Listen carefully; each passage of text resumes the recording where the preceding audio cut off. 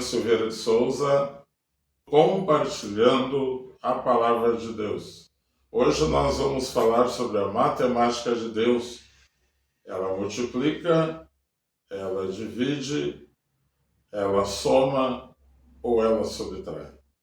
O texto que nós vamos utilizar está em Mateus capítulo 12, versos 25, que diz assim: Mas Jesus, sabendo o que eles pensavam, disse-lhes: Todo reino dividido contra si mesmo ficará deserto, e toda cidade ou casa dividida contra si mesmo não subsistirá. O texto que nós estamos compartilhando sugere falar de unidade. A unidade é um assunto muito comentado até, mas pouco falado e refletido. Até porque se pararmos para avaliar isso, nós vamos ver as faltas que cometemos em relação a este assunto. E eu quero nesses pequenos e poucos minutos falar um pouco da importância da unidade. E ela é tão importante, que ela basicamente abrange boa parte do livro de Atos, na figura de Paulo e na figura de Pedro. Nós queremos comentar sobre isso, a importância da figura desses dois personagens, as suas diferenças, a diferença inclusive do conhecimento, na cultura, mas ao mesmo tempo os dois nos dão lições muito fortes na questão da unidade, na questão da harmonia doutrinária. Fique conosco aí, vamos tratar sobre isso também. Vamos falar de como Jesus vê a unidade a partir do capítulo 17 de João, quando nos seus últimos dias de sua vida ele investe e fala um capítulo inteiro sobre a unidade. Isso faz com que a gente pense e avalie a importância disso e como é importante analisar e considerar esse assunto. Primeiro tópico aqui que eu quero fazer menção é de algumas informações do ministério de Paulo e Pedro. Em Atos capítulo 15, do 22 ao 23, fala da formação inicial da igreja em Antioquia. Nesse mesmo período, Pedro, em Jerusalém, tocava esse ministério. E ambos desenvolveram o mesmo propósito, se formos analisar a história conjuntamente. Alcançaram os perdidos, conviveram junto, tocaram muitas pessoas ao mesmo tempo, embora alcançassem campos diferentes. Em 2 Pedro 3, 14 a 16 e Gálatas 1, 18 a 24, encontramos ali as maneiras e as formas de cada um tocar o ministério. No encontro em Gálatas, no capítulo 2, nós temos informações que nos dão base importante e enriquecedora do convívio de Pedro e de Paulo. Mesmo com as suas ações diferentes dentro do Evangelho, isso prova o convívio de visões diferentes e determina que visões diferentes andando junto é possível. Gálatas 2, de 1 a 9, nós vamos ver alguns pontos. As diferenças de cunho pessoal, tanto de um quanto de outro, no ministério e no campo de ação. Pessoalmente, Pedro, de origem muito simples, pescador de temperamento sanguíneo, rude, sem muita instrução secular. Paulo, temperamento colérico, participante do alto clero, farisaico, religioso e dedicado à religião judaica. Intelectual instruído por Gamaliel, estudante nas melhores escolas de Tarso, uma das cidades modernas na época, onde Paulo teve a sua formação e foi cidadão romano, inclusive por conta do seu pai, que comprou a cidadania romana. Na trajetória ministerial, em Gálatas 2, de 1 a 5, no que diz respeito à condução do ministério, embora em campos diferentes, a visão era única e harmônica. Nem a circuncisão pregada por Jerusalém, em relação à incircuncisão pregada por Paulo aos gregos, foi impedimento em Gálatas 2, 3. Chamamos a atenção aqui também, onde Paulo chama de falsos irmãos aqueles que queriam impedir essa liberdade. Isso nos faz pensar até que ponto nossas diferenças podem nos definir como autênticos irmãos ou não, conforme Gálatas capítulo 2 e verso 4. O próximo aspecto que quero chamar a atenção aqui é o reconhecimento e o respeito mútuo de um personagem em relação ao outro.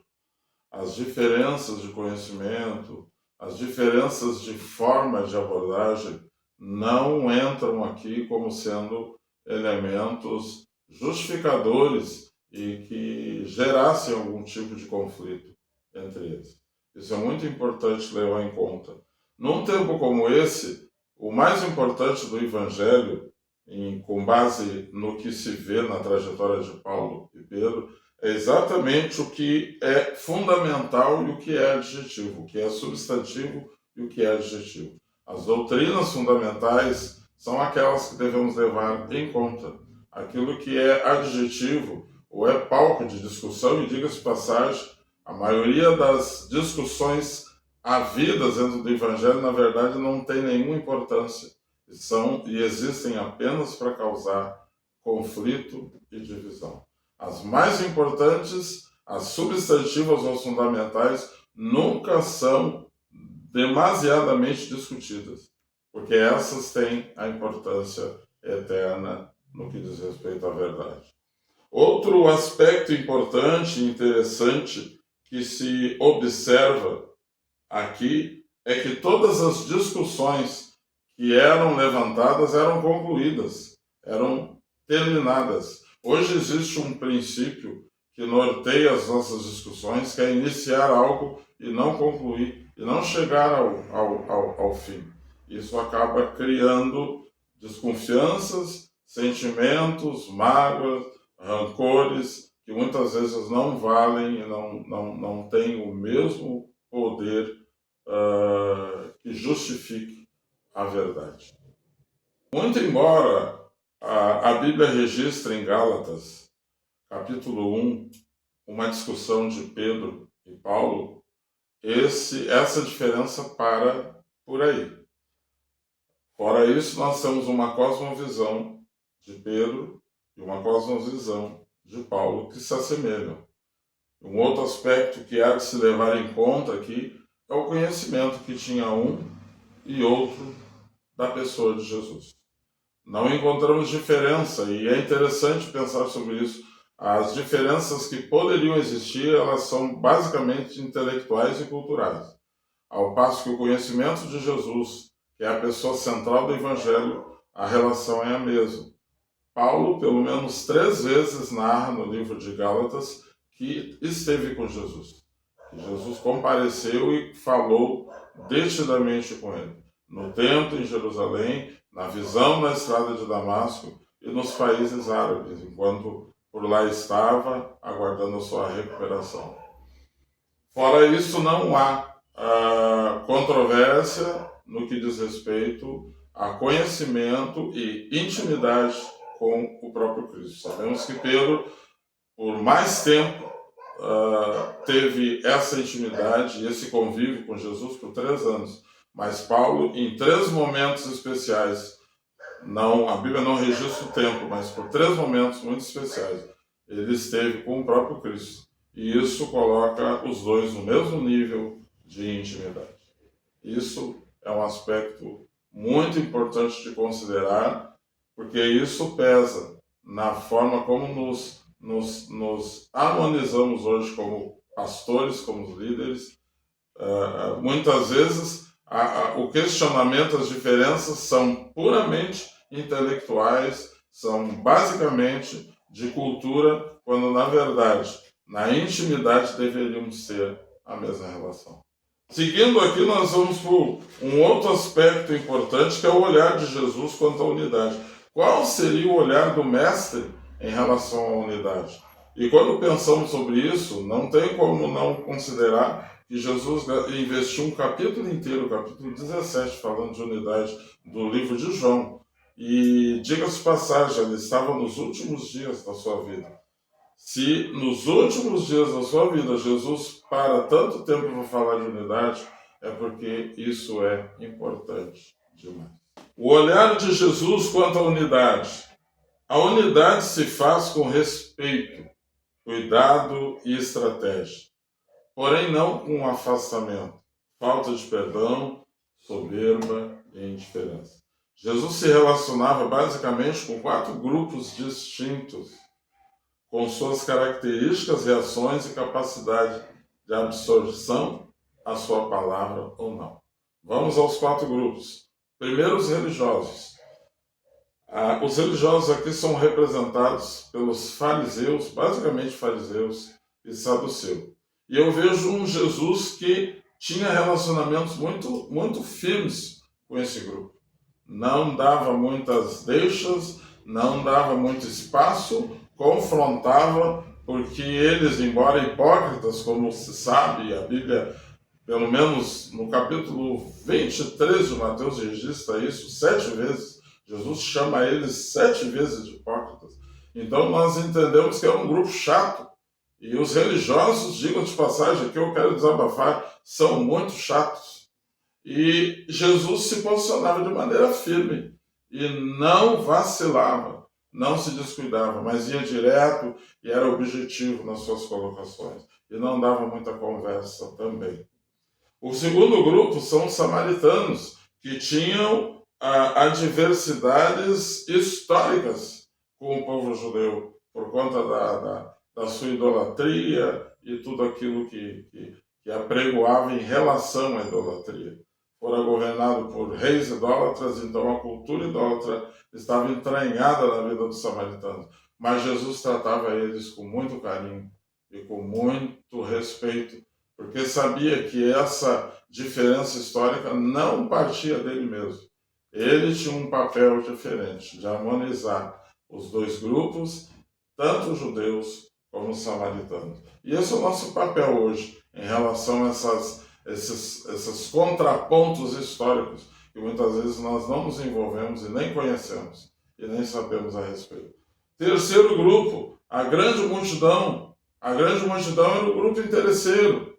Era um grupo que, na verdade, buscava tirar de Jesus aquilo que eles precisavam e necessitavam. Eles não viam Jesus como fonte de salvação, como instrumento de restauração e libertação, mas viam como aquele que ia suprir as suas necessidades. Complementando aqui o grupo da multidão era aquele grupo que Jesus menos revelava as parábolas. E aí nós entendemos hoje por quê. Por que revelar algo a alguém que não está interessado na revelação, mas está interessado no que essa revelação vai lhe trazer de benefício? Ou seja, a multidão nunca se interessou por crescer, a multidão sempre se interessou por receber. E quando isso acontecia diante de Jesus, Jesus então corria para os seus discípulos, que é o último grupo do qual nós vamos estar falando. E a esse sim, ao grupo dos discípulos, aqueles que não seguiam por interesse, aqueles que queriam crescer nele e queriam aprender a ser como ele, a esses Jesus separava-se e dizia: a parábola significa isso, isso, isso, isso. Fica a dica aí, as maiores revelações, os segredos de Deus, a manifestação do Senhor de maneira clara e simples no meio do seu povo sempre vai acontecer aos discípulos, aqueles que o seguem e o buscam e querem aprender com ele, e não buscam seus próprios interesses. E finalizando, nós temos aqui algumas chaves da oração sacerdotal. Na oração sacerdotal, no capítulo 17 de João, Jesus revela algumas chaves importantes relacionadas à unidade. A primeira chave é verso 20, onde tudo que ele menciona nessa oração inclui a igreja hoje. A segunda chave, verso 21, ele diz que para o mundo crer, precisamos ser um. A terceira chave, temos recebido a glória e a graça de Cristo para de fato sermos um. Então nada pode nos impedir de ser um. E a quarta e última chave aqui determina fundamentalmente que pela unidade sejamos aperfeiçoados, para que o mundo saiba que Jesus foi enviado.